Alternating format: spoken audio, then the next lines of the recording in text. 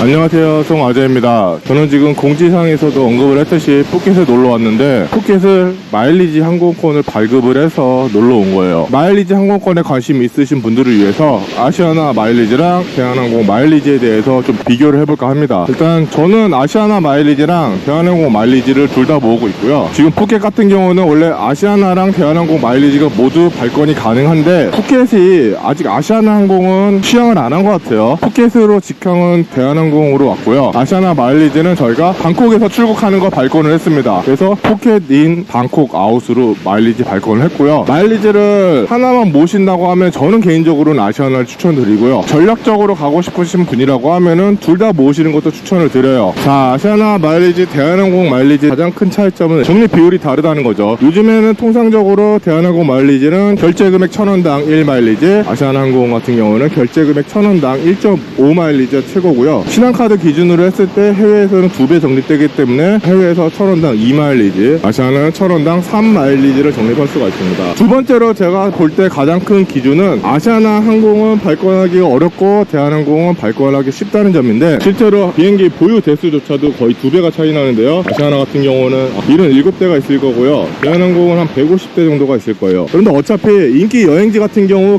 급작스럽게 예약을 한다고 하면 발권하기 어려운 건 도찐개찐이고요. 두 번째로 출항하는 장소도 대한항공이 훨씬 많습니다. 제가 비교표를 지금 올렸겠지만 대한항공 같은 경우에 상대적으로 비행기 값이 비싼 곳도 출항을 하고 있어요. 예를 들면은 동남아시아에 발리가 있고요. 그리고 서남아시아에 보면은 말레라고 해서 몰디브를 갈 때 출항하는 공항이 말레 공항이거든요. 말레 공항도 대한항공은 발권이 가능하고, 중동도 아시아나는 없고 대한항공만 발권이 가능합니다.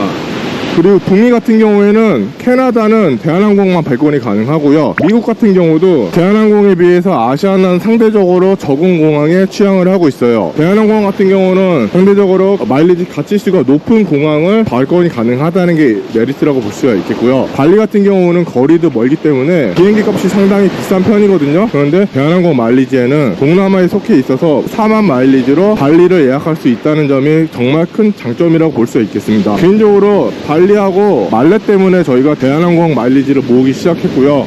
코로나가 터지는 바람에 몰디브를 여행을 가지는 못한 상황이 됐습니다. 그래서 상대적으로 마일리지 가치가 더 높은 거는 대한항공이라고 저는 보고 있고요. 아시아나는 마일리지 모으기도 쉽지만 상대적으로 취항하는 공항도 별로 없기 때문에 아시아나로 여행을 고민하다 보면은 갈 곳이 없어요. 왜냐면은 아시아나로 여행해서 갈 곳은 저가 항공도 싸기 때문에 베트남이라든지 필리핀 같은 경우는 저가 항공이 오히려 낫다고 생각을 하고 있거든요. 비행 시간도 그렇게 길지 않기 때문에 저가 항공을 이용해도 그렇게 불편함이 없는데, 굳이 마일리지로 이용을 하면은 마일리지 가격이 10원당 5마일, 6마일 이렇게밖에 되지 않아서 마일리지를 적립하는 의의가 없다고 보기 때문에 저희는 좀 멀리 여행할 때 좀 쓰려고 하고 있고요. 제가 근데 아시아나를 추천하는 이유는 아시아나 같은 경우는 마일리지를 모으기가 훨씬 쉽고 가족 여행을 갈 때 마일리지가 더 적게 든다는 점입니다. 아시아나 클럽을 통해서 11번가에서 물건을 구매하면 추가적으로 마일리지를 적립할 수 있는 혜택이 있고요. 대신에 최저가로 들어간 가격이랑 차이가 있기 때문에 그 점은 좀 고려하셔서 아시아나 클럽을 통해서 마일리지를 모으셔야 되고요. 두 번째로 마일리지 공제율이 다릅니다. 대한항공 일반석하고 아시아나 이코노미 같은 경우에는 동북아는 3만, 동남아는 4만, 그리고 서남아는 5만, 유럽, 미주, 대양주는 7만으로 똑같아요. 근데 프레스티지석이나 아시아나 비즈니스석으로 갔을 때 대한항공은 동남아 프레스티지석이 7만 5천 마일, 아시아나는 6만 마일, 서남아시아는 대한항공 프레스티지석이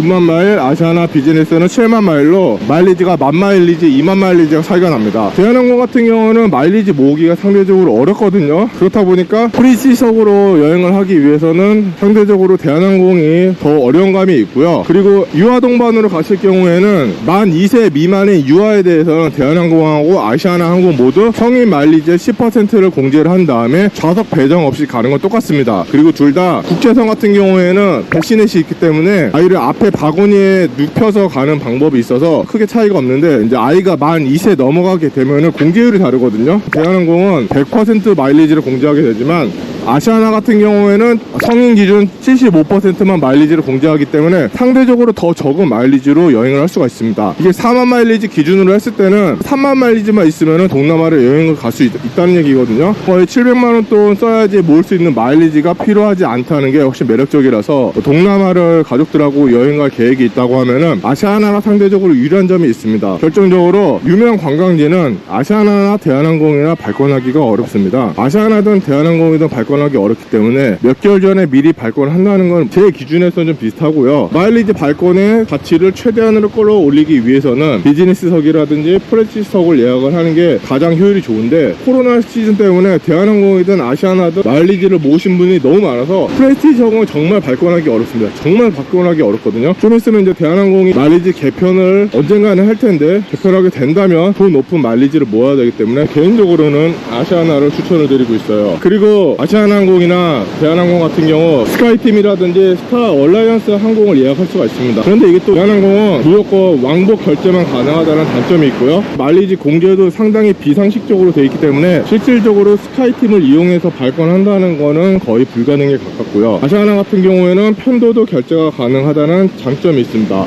아시아나 같은 경우에는 스타 얼라이언스를 이용할 경우에 상당히 합리적인 마일리지 공제를 통해서 발권이 가능하기 때문에 아시아나 항공 취향지가 상대적으로 적긴 하지만 스타 얼라이언스 항공 예약을 통해서 예약할 수 있다는 장점으로 충분히 만회가 가능하다는 거. 스탑오버까지는 안 되지만 레이오버를 통해서 잠시 레이오버 하는 국가를 여행을 할 수 있다는 장점도 있기 때문에 저희처럼 아이가 아닌 혼자서 여행하시는 분들에게는 스타 얼라이언스를 통해서 예약을 하시는 게 훨씬 더 많은 국가를 예약할 수 있다는 장점이 있고, 아시아나항공은 1등석이 없거든요. 근데 아시아나항공은 스타 얼라이언스를 통해 예약할 경우 1등석으로 예약할 수 있는 항공사가 또 존재하기 때문에 아시아나의 단점들을 스타 얼라이언스 제휴를 통해서 만회할 수 있다는 게 아시아나항공의 장점으로 볼 수가 있겠습니다. 다만 직항이 아니기 때문에 저희같이 가족 동반으로 가시는 분들에게는 좀 이용하기 어려운 혜택이라고 볼 수 있으니까 이 점만 좀 유의하시면 될 것 같아요.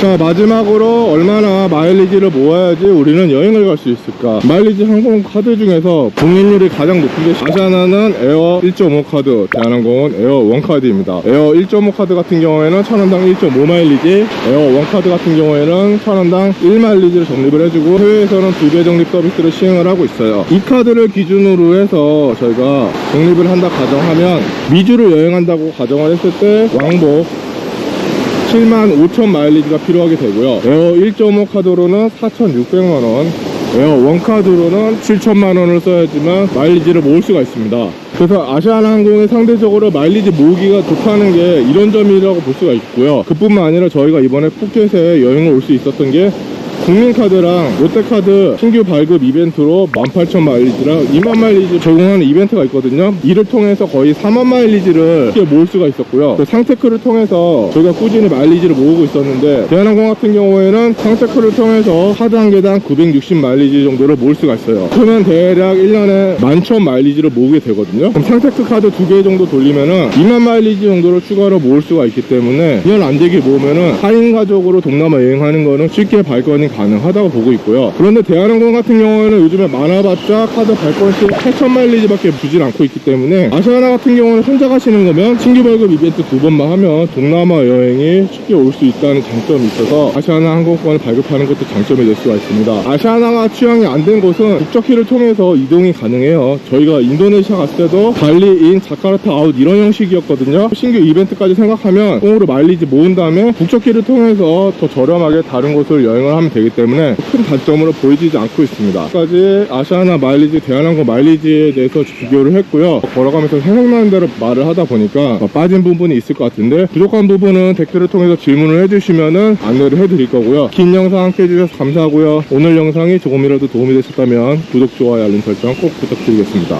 감사합니다.